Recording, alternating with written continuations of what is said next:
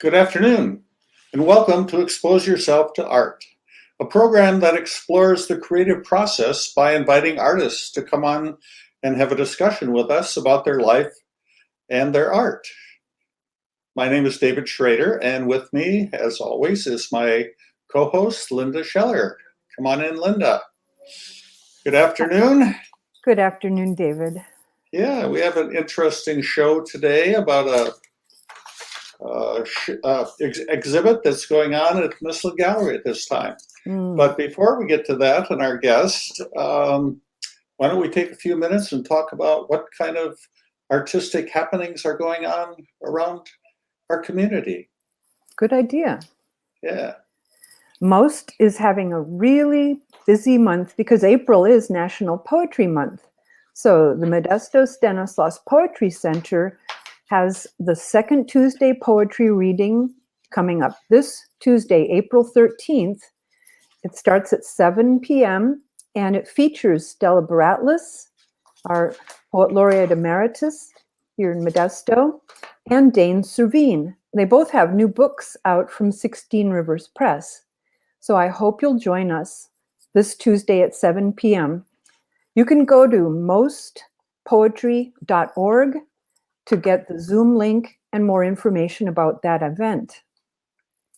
Then on April 25th, Most will have its 7th annual benefit gala. We will have 2 featured poets, Lee Herrick and Indigo Moore. You can get tickets and find the link and all other information, again, at mostpoetry.org. And I want to mention that just 4 days before that, on April 21st, a Wednesday, at 6:30 p.m., Most will have a poetry book club discussion, and we will be talking about Indigo Moore's latest book, Everybody's Jonesing for Something. So lots to look forward to. Wow, yeah. Poetry is a big art focus in this community. And speaking of that, you've mentioned a couple of times we're having on the Poet Laureate, Stella Baratlis being the latest one you mentioned. How do we get you to be the Poet Laureate? You're a poet. We need to promote this. Well, I live in Newman, and they don't have a Poet Laureate. And as far as I know, the Modesto Poet Laureate probably needs to reside in Modesto. Modesto? Oh, okay. So, okay. But otherwise, that sounds good. I didn't realize that. Anyway, I just thought we should promote that. Well, so anyway, moving on. Okay. Interesting thing happened Thursday evening. I was fortunate to attend the world premiere of The Race, which is a youth opera produced by Opera Modesto. This is an opera written by local talent, performed by local talent, and was put together by Opera Modesto in lieu of being able to perform on stage live as they're used to. Their leader, Roy Stevens, thought, well, maybe we should do something online. And as he talked more and more about it and talked to more people, it turns out rather than making a short video presentation, they decided to make a movie. And this was filmed, again, locally. Very interesting production because given the pandemic, all of the singers were recorded individually in the studio. The orchestra was recorded separately, and then it was all pieced together, put together as a movie. And since they could not have a premiere when the movie was finished, they started sending it out to film festivals throughout the world. And an amazing thing happened. They sent out to all these film festivals, and at this point, The Race has won 50 international film awards. And they're not finished yet. So what we have in Modesto right now is an international award-winning movie. And it will be streamed April 9th through the 30th And tickets are available at operamodesto.org. So this is a great way for people to support the arts in the community. It's an amazing event because, as Roy said, this is a COVID-inspired event. They never would have thought of making a movie if they hadn't been prevented from being on stage. So once again, www.operamodesto.org. Go out and support the arts in the community. So moving on, Linda, come on in here. Linda Knoll, and tell us about what's going on at the gallery.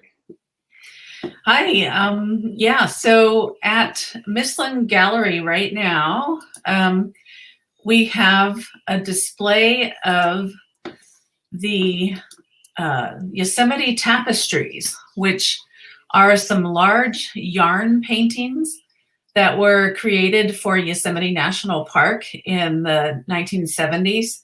And they were actually created by my grandmother, who I'm very proud of for her work. And you see 3 of them here, and those represent the 3 biomes in the park, the valley up to the high country in Lake Tenaya. And there are 6 smaller panels that represent the people and the culture of the park, and all the way back to the Native Americans through John Muir's explorations up to the 1970s and the Park Service when they were created.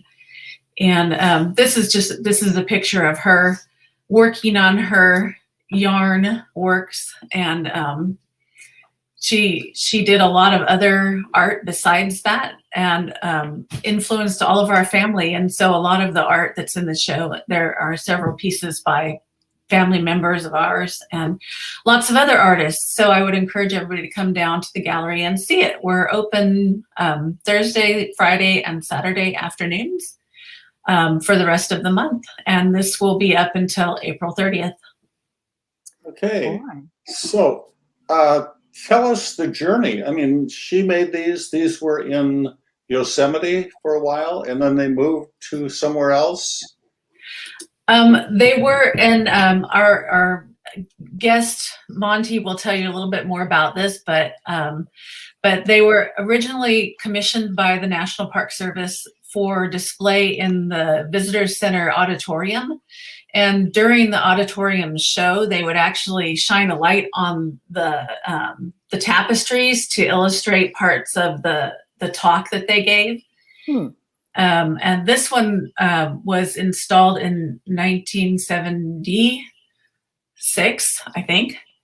And the other was installed the year after that, 1977. And so they used them for almost 30 years as part of their presentations in the Visitor Center. And then they took them down at one point and put them in storage. And kind of at that point, or later, we found out that they were in storage and asked if we could just have them back. And they said, sure, we're not going to do anything with them now. So our family kind of reacquired them.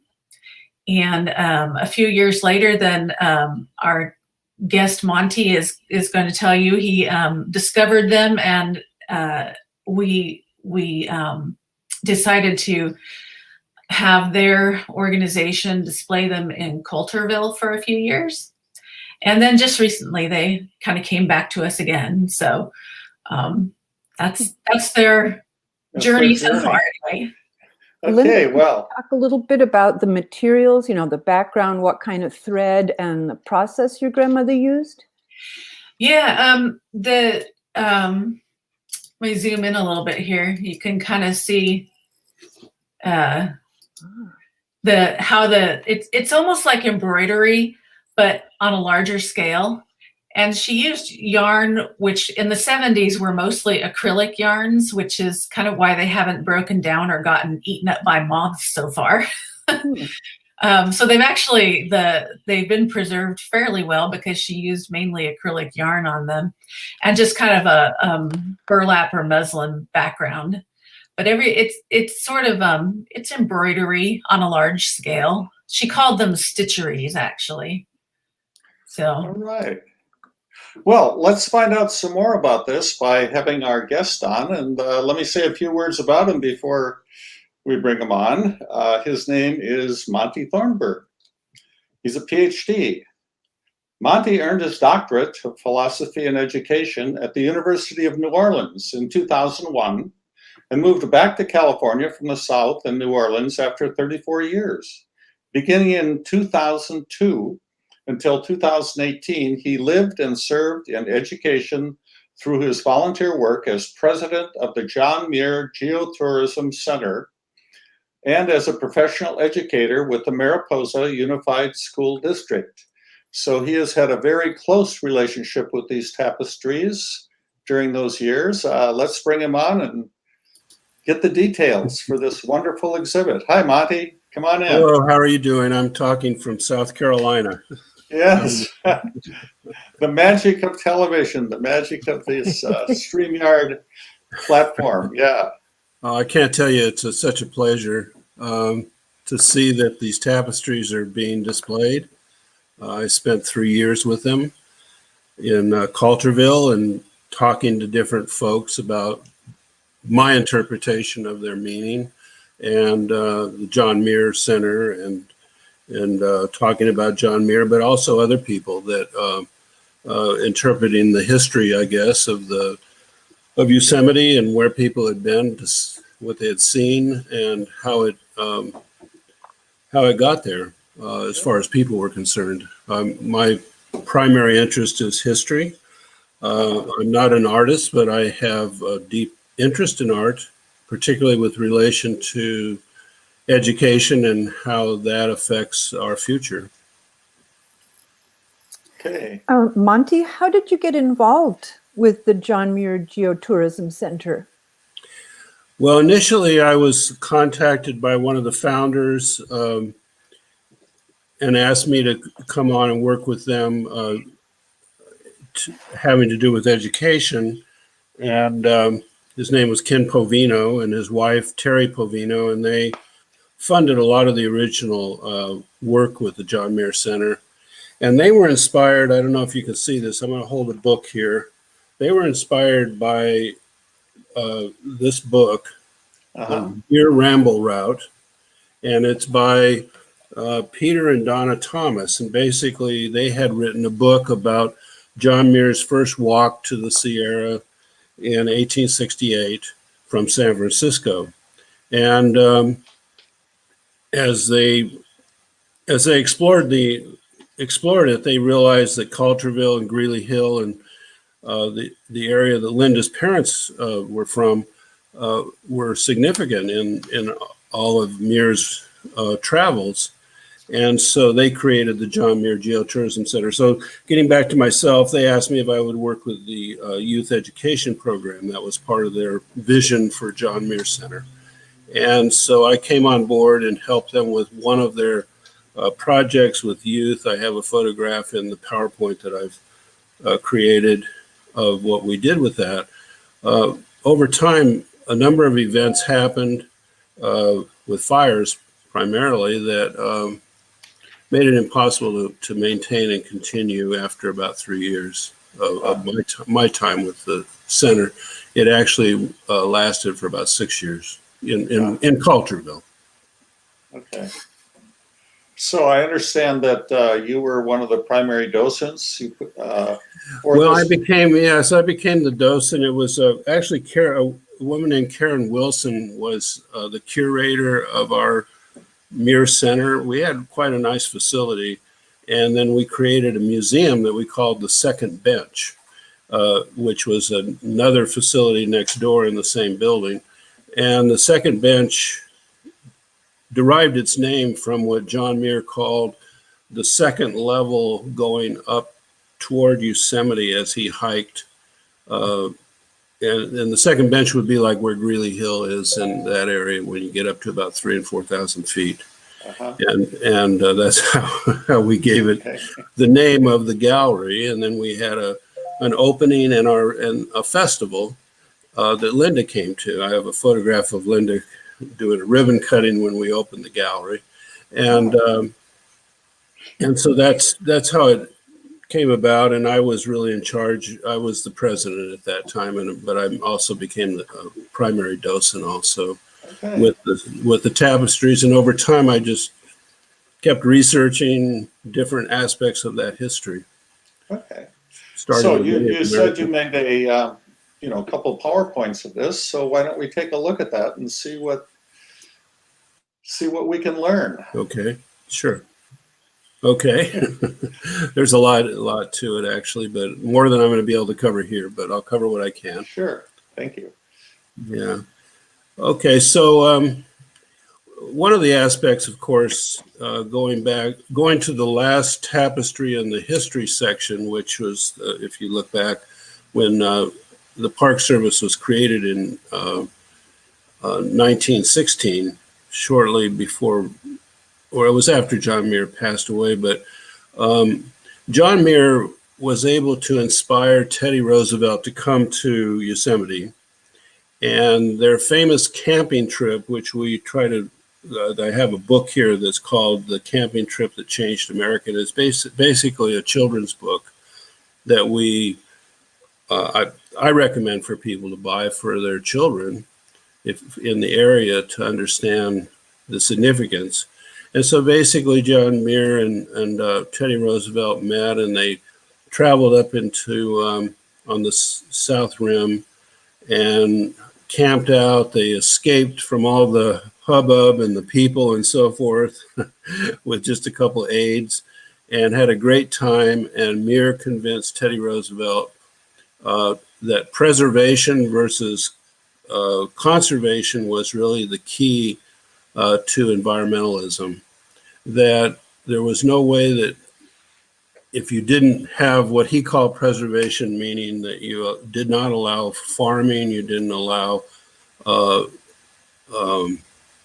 some of the grazing of sheep, for example, which was what Muir's aha moment when he discovered that he had taken a herd of sheep in 1869 up into the Tuolumne Meadows, and when he saw what the sheep did, denuding the wildflowers and so forth in Tuolumne Meadows, that was when he realized that all the grazing, all the other economic activity was going on in Yosemite was going to ruin it.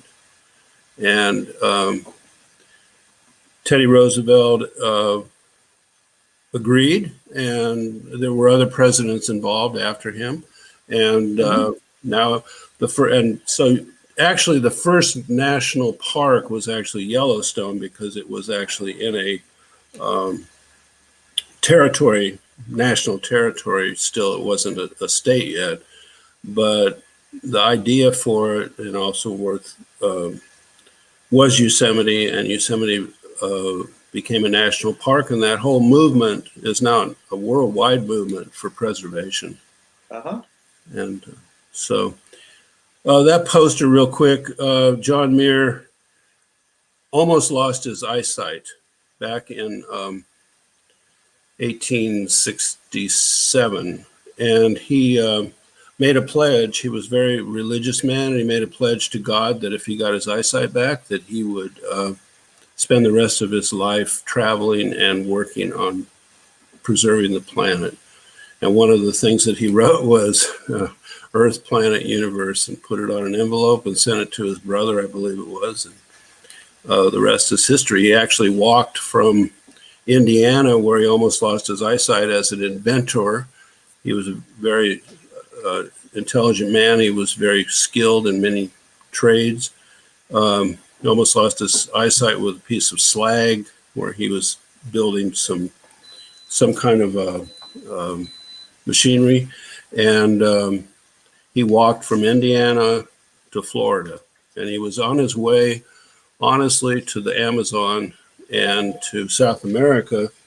And he got sick when he got to Florida with a mosquito bite, with I don't know what exactly he had, but anyway, he had a fever and he was sick.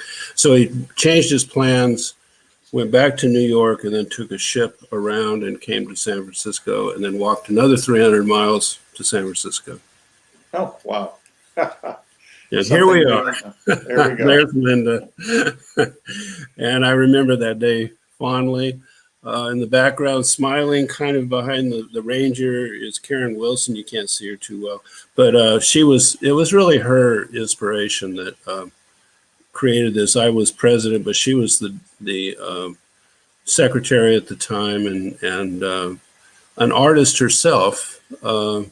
And so art had always been a part of the John Muir Center, because John Muir, a lot of the work he did and his vision and the way he saw the world was by doing sketching. He would go out, he was a phenomenologist, if you want to think of it in education terms, and he would go out into the world and he would sketch plants, he would measure trees, rocks, boulders, and so forth. And through that process, he was able to develop a theory, a geological theory, about how the Yosemite Valley was created that went against the conventional wisdom of the head of the Geological Society, Whitney, at the time, who was at the University of California, and the head of the Geological Society, Mr. Whitney, like Mount Whitney, he called Muir just a ignorant sheep farmer.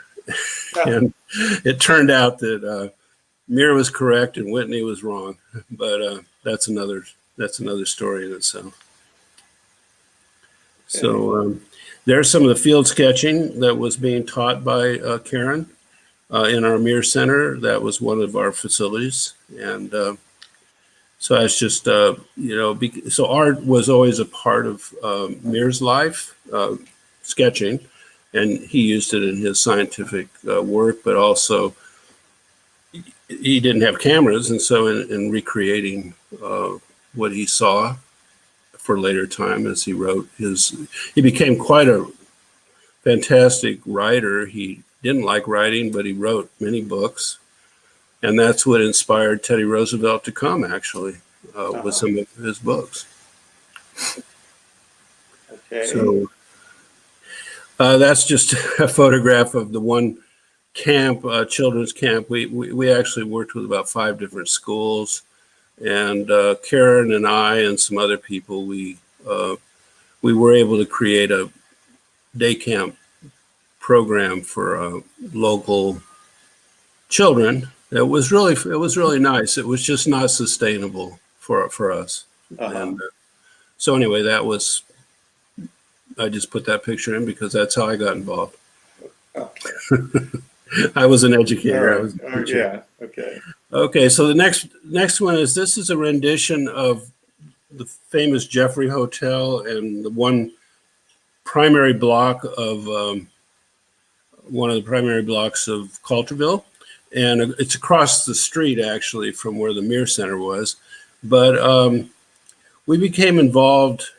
Through my research, I got involved with some professors at the University of California in Merced who do social science research using digital means. And so that's one of the renditions that was done when we got involved with them. And that also kind of related to Modesto, because we also had as a project of the John Muir Center was to try to extend the John Muir Highway idea all the way through Modesto. Modesto and Coulterville and LaGrange, particularly, I'll just name those three, and Waterford, were all left out when the highway system was changed. There was a huge flood just around the time that Queen Elizabeth came to Yosemite, actually. And that was during the Ronald Reagan era. And Ronald Reagan actually met with the Queen. And her husband just passed away, I think, 2 days ago. Right. And so anyway, she had come to Yosemite. So this picture here shows the Yosemite Grant. There were 2 major events that happened in Yosemite and in the region during the time I was working with the John Muir Center. And the first one was in 2014. And that was the Yosemite Grant, it was called. It was a $100 100-year anniversary of the Yosemite Grant. And John Muir actually, this was before John Muir, but Abraham Lincoln, I should say, signed a grant a few months before he was assassinated. And that grant came about really because of Jesse B. Fremont, it's believed, more than anybody else, but the Fremonts in general. And they were environmentalists, and they also had a lot of influence in the early phase of Yosemite. And this was, as you know, in 1864, really starting in 1861 was the Civil War. So we had a huge upheaval in our nation.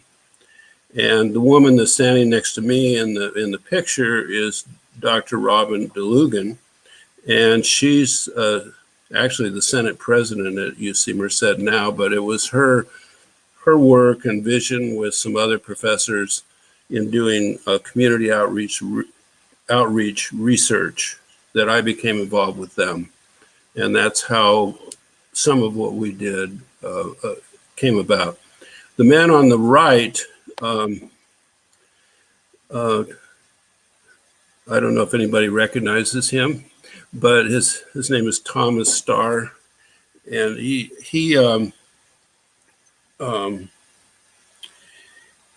was, his statue, I guess I would say, was in the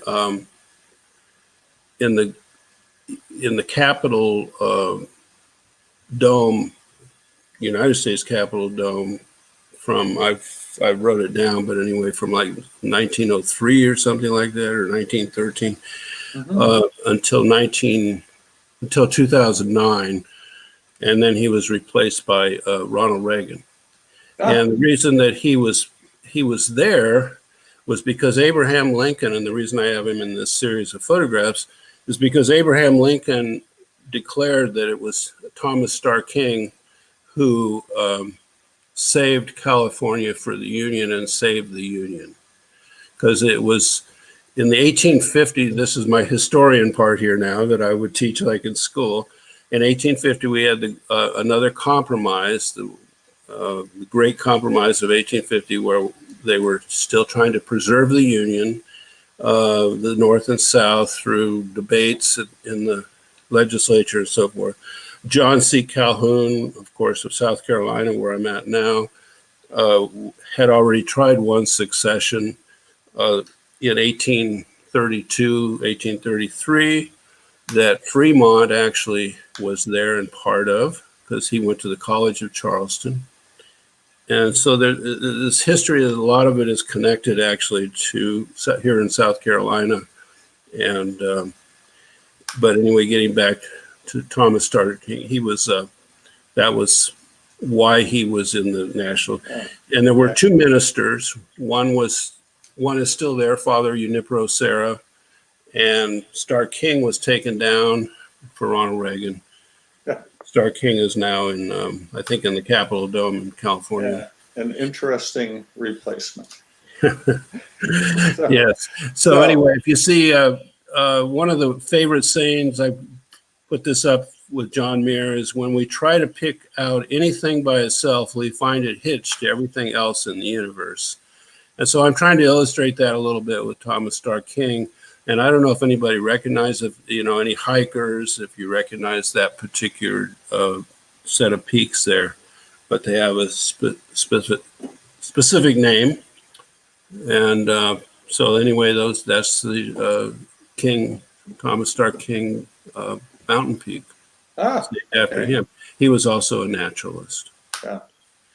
And this particular picture here is the one I picked out from another set of photographs that go all the way actually to Modesto through LaGrange. And these are here in LaGrange.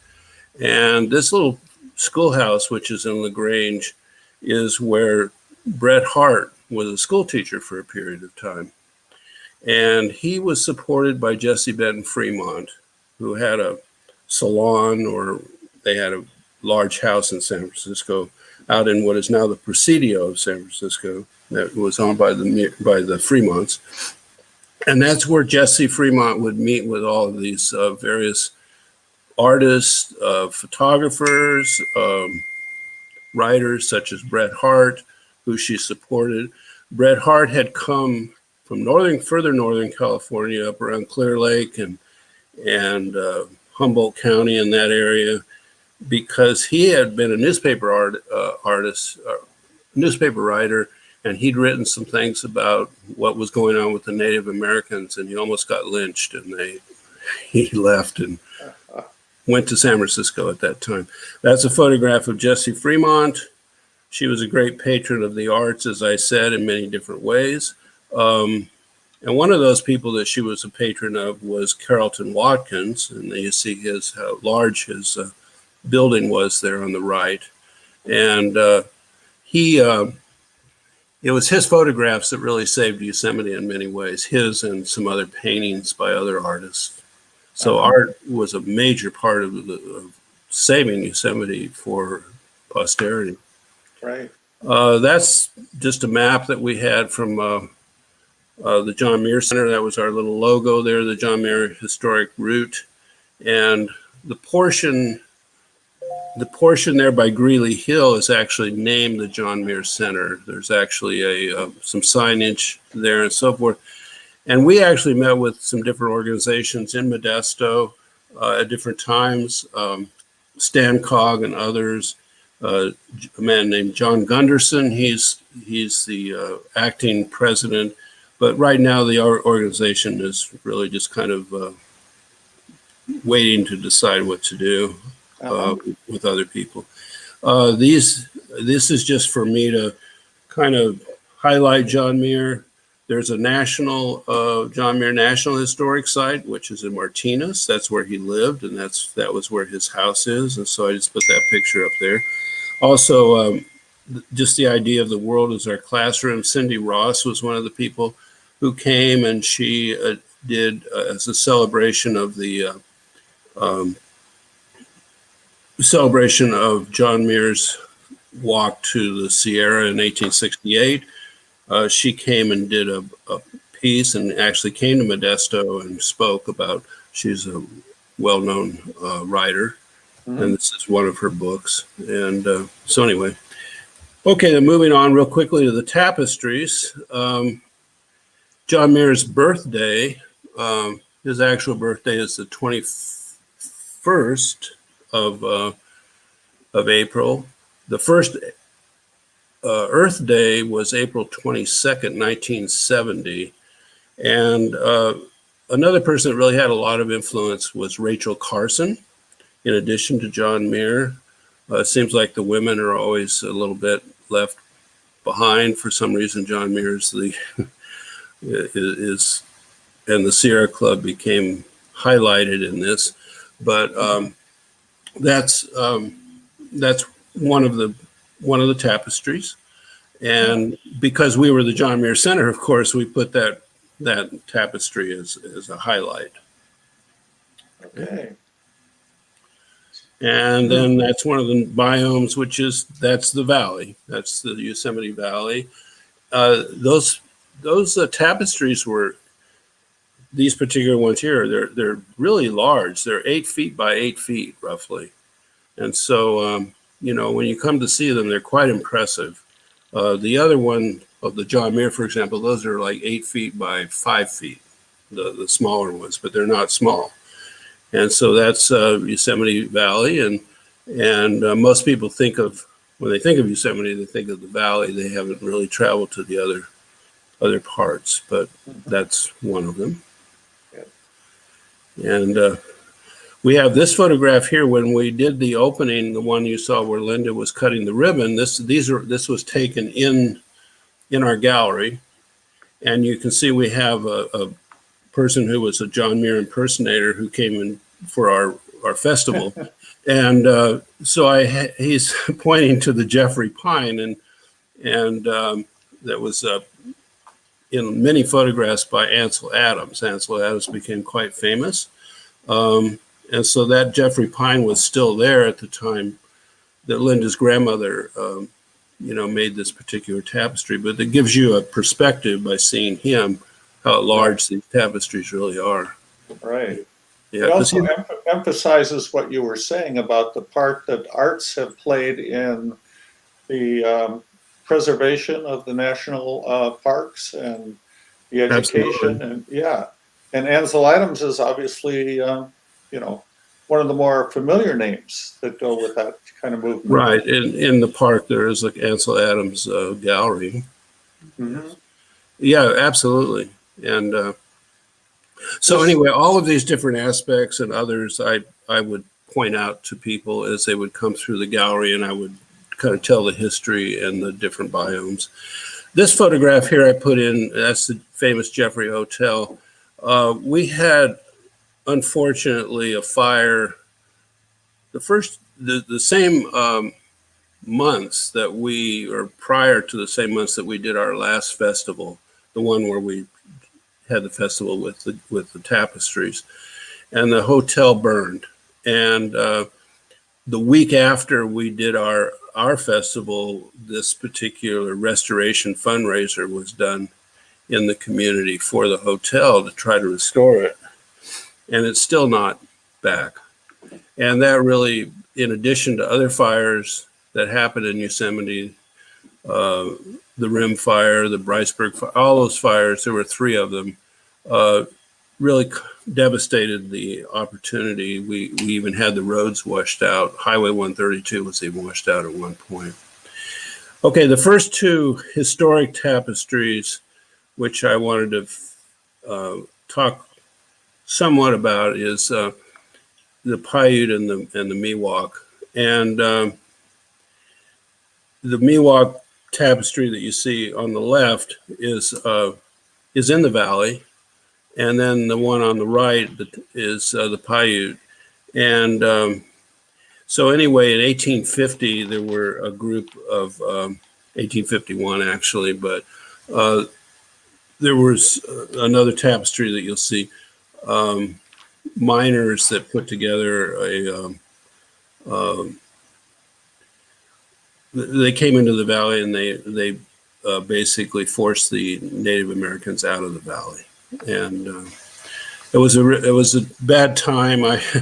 Interestingly, and I was going to show these tapestries. We didn't pull it off completely at the University of UOP, University of Pacific. They have a Muir Center as well.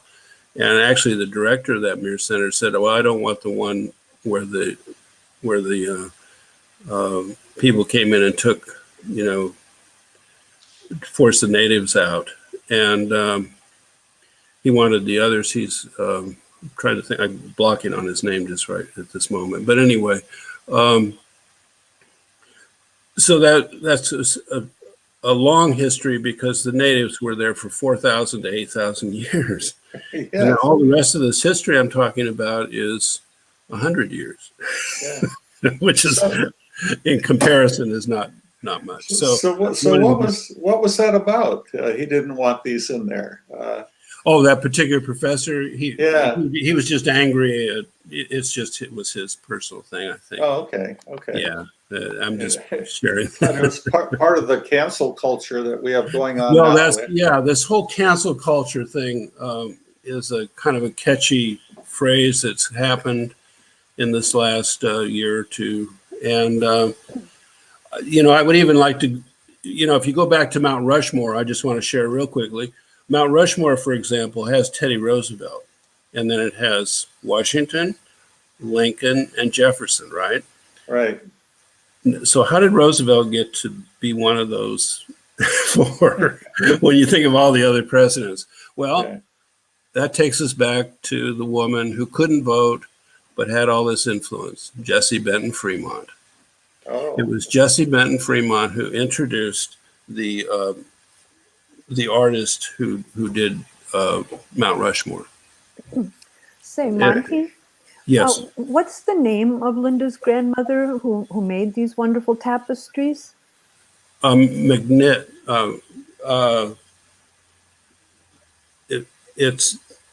Linda's not there. Yeah, she is. It's we have the. I'm talking so much here, Mrs. Um, Linda, help us out. Miriam McNitt. Okay. your grandmother's name. Very Yes, Miriam McNitt. Okay. Marion. extraordinary artist. We wrote a nice brochure about it that I have a lot of information. I just don't have it right in front of me. Okay. Actually, Karen Wilson, the person who was the curator, wrote the brochure and Marion McNitt and other people. I didn't know her, but a lot of people knew her, and she and her husband, your dad, they actually lived in Greeley Hill or that area, and they actually helped like with creating a new library for the Greeley Hill School up there, and it's an area that suffers quite a lot because of the timber industry going downhill over many years, and so they had quite a history of their own. Her parents with helping the community there. Yeah. And so that's how Karen knew them, I think. I think she knew, because she lives in Greeley Hill. I think she knew them.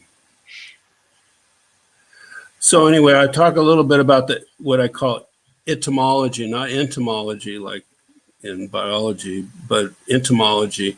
So the word savage, just like the word to lynch or Mr. Lynch, these names are really interesting to me because when I was doing a little research, when I was putting this together, it came to my attention that James Savage was the person that put together the Mariposa Brigade that went and forced the Native Americans out of the valley at the time. And, you know, when you hear the word savage in the context of Native Americans, you think, well, that's a word that they would sometimes disparagingly use with Native Americans, but it was actually Savage, James Savage, who actually put together the brigade, or encouraged the brigade, we'll say, because he had trading posts in Mariposa area that were attacked. And so anyway, that's how that all came about. And so that happened around 1851, I believe. And yeah, it was 1851. So by the time that John Muir arrived in 1868, there weren't the Native Americans had already their culture was already destroyed in the valley. For the most part, they became second-class citizens in the valley. That's the point of it. So anyway, Linda, if you would, one of the reasons that I put together for us to look at the video, when I was an educator in Mariposa, we did a film. And it was a Native woman, Helen Coats, called "I Walk My Path," and I thought at this point it would be a good thing to see, to represent this 4,000 years, to maybe see her video and get a sense of what Native culture was like in the valley at that time. If we could do that. Yeah, let me just cue that up. It'll take me half a second here. Okay. Yeah. I appreciate it. It's interesting because this is, as you say, there's a history to everything. Everything is connected going way back. And this is something we usually don't think about when we journey to Yosemite. In the present day, we're overcome with the scenery. And, a lot of us don't even think about there having been Native culture there in the past.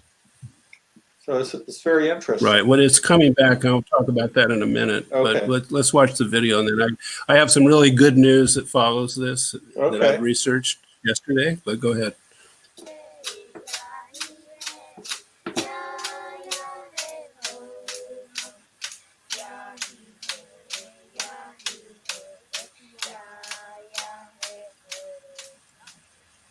My name is Helen Coats. I was born in 1927 in Yosemite Valley. My Aunt Alice Wilson delivered me in our home, which was a boarded canvas tent with no electricity. My mother was Hazel Tellis, a Paiute Indian, and my father was Henry Hogan, a Miwok Indian. My grandmother and mother's Native American ancestry goes back 4,000 years in Yosemite.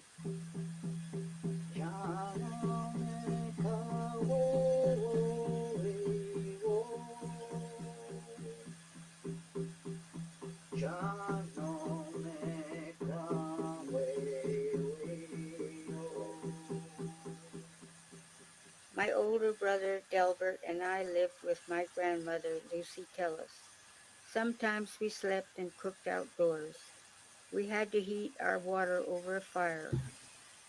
Native Americans were treated like second-class people in those days. We did the service work or used our cultural skills. My grandmother made a living by making baskets. I would help her gather her basket material like willow, black fern, red bud, and maple tree bark. Tourists would come to buy baskets. My grandmother became very famous for her basket making, and now many of them are displayed in the Yosemite Museum. I went to primary school in Yosemite Valley. It was a 3-mile hike. When I was in the third grade, I was sent for 8 months of every year to attend North Fork School and lived at the Presbyterian Mission. When I came home from school, I'd play with my best friends. We'd climb rocks, trees, and go hiking. I helped gather acorn for acorn mush and bread. We ate a lot of beans and fish from the river. We ate a lot of wild mushrooms, apples, and sourdough growing in Yosemite. When I was 15 years old, most of the men were drafted for World War II.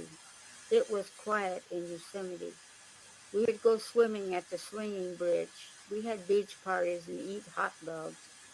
I would always work. I babysat for Ansel Adams. I worked for the laundry and washed glasses at the old lodge. I attended Sherman Indian High School in Riverside, California. After graduation, I went to nursing school in Ganado, Arizona. I grew depressed there because the environment wasn't the same as Yosemite. It was too dry and flat for me, and I longed to be back around my rocks and forests. So I went back home. I went back to working in the laundry and soon met my husband Jack Coats, a Shoshone Indian. We were married in 1951 at the Yosemite Chapel. Jack wanted to be a fisherman, so we moved to San Leandro, where he owned his own fishing boat. I went to nursing school in Fairmont and received my LVN license. I was able to get a job at the Fairmont County Hospital. Although I was Indian, I was never treated differently. Jack's fishing business was slow, so we moved back to Yosemite. In the 60s, the Park Service made a rule that if you did not work for Curry Company or the government, then you had to move out of Yosemite. Most every Miwok was a seasonal employee. So in the winter, the Park Service kicked us out of our village. In 1969, the Park Service burnt down the Native American houses in Yosemite Valley. They called it a training for the fire department. My family's home was burnt down. The Miwok had no village to go back to. This was hard to take. I worked for the MAC Health Board doing health outreach work for 15 years for the Native American community. I advocated for Native American traditional health because I believe that this is the best healing a person can get. I met many Native American families in the community and learned that our people suffered a lot. I was able to get many family members to go see a doctor to get treated. Many families confided in me. I feel like I was able to help many families and connect with neighboring communities. My husband Jack and I worked many hours to bring an Indian health clinic to Mariposa. Now, our tribal members have access to cultural health care. In 1998, I received an Honored Elders Award from the California Rural Indian Health Board for my many years of commitment to teach the values of traditional Indian health to all Indians of California. I was given an Honored Elders Award from the California Conference of American Indian Education. The local Mariposa Powwow Committee elected me as honored elder. I felt like I made a difference. I felt very honored to receive these awards. In 1995, I was diagnosed with stage 4 cancer. I was 68 years old. This is a major turning point in my life. My youngest daughter was worried that I was giving up because I didn't show much emotion. I just accepted it. I had a lot of faith in the Creator and used my traditional ways. I was very fortunate to have a doctor whose mother was Native American. He encouraged me to practice my traditional ways. He let me keep my sage and medicine pouch on my hospital bed. I believed that all the prayers and sweat ceremonies healed me. I could feel the wellness through the prayers. I survived my cancer. As a child, I was taught not to trust the whites. Today, I try to teach the children to trust and accept all races. My message would be to remember your history, but don't let it hold you back. You have to let go. Don't let there be separation like there used to be. Everyone walks their own trail. Just do your best to stay on your trail and don't let anyone discourage you. You can do what you want if you have self-esteem and respect. When you give out respect, you always get it back, and it makes you feel good inside. It makes you feel like you achieved something. Today, the youth need to get along, keep together, and respect each other. Take advantage of your education. Remember, don't let people tell you you can't because you can.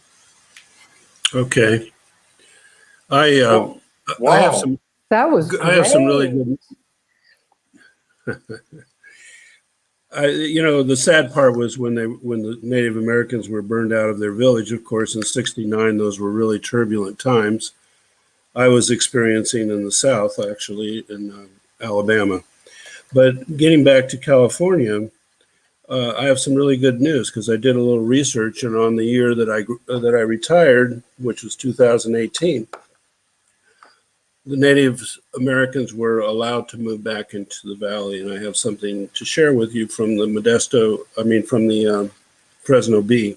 It says Native American elders and Yosemite National Park Superintendent Michael Reynolds talked about the Native community rebuilding the last Native village in Wahona, destroyed in 1969, and I have something here for you. Let's see if it, just a short 1 minute piece. Decades after destruction, Yosemite welcomes home Native Americans. It's been 41 years since Leigh James and Jay Johnson first asked the National Park Service for Yosemite's last Native American village back. Leveled by the Park Service by 1969, the village site is located just down the road from Yosemite Lodge in Yosemite Valley. On Friday, the Native elders watched with pride as Yosemite's new superintendent, Michael Reynolds, signed an agreement giving them permission to use the site for the next 30 years. The agreement also green lights remaining construction of a roundhouse, what will become the spiritual heart of the village. The historic signing happened during a ceremony attended by around 50 people, including a handful of elders who once lived in the village, named Wahoga, the Miwok word for village. James recalled watching Reynolds grow up in Yosemite, and Reynolds talked about his relationship with the Native elders and attending school in Yosemite Valley with their children. I've always respected them and admired them, Reynolds said. I learned from them. Wahoga's return has been decades in the making. The American Indian Council of Mariposa County/Southern Sierra Miwok Nation finally got the okay to begin construction a decade ago, only to have their work halted for nearly 7 years by Yosemite's former superintendent, who cited safety concerns. We knew how to build a... Just a quick word from our sponsor. Okay, that's it. I just wanted to give you that good news. Let me turn that off. So anyway, I was so pleased when I found that. I was doing a little bit more research, and we're going through a hard time right now in our country with these issues of representation by Native people, Black people, and so forth. And I thought that would be a nice something to share with you. Thank you very much. And it seems like our view of Yosemite is going to be altered by this, to bring back this focus again. I mean, it was disheartening to hear about them being forced out of the valley to have their village burned and Right. become something else. It was disheartening for me when I worked with the lady that created the video. I was in the school district at the time, and actually I taught some of those children that you saw. And so, this is just something that comes around, and it's nice to see what I learned yesterday. Okay. So in the few minutes we have left, we're closing in on the end of the hour. Are there additional things to be said about the tapestries? There are a couple more we haven't said. I think there's a few more there Okay. to look at. I'm not sure. Yeah, It's part of the PowerPoint. We could go quickly, I think. sure. You can bring it back.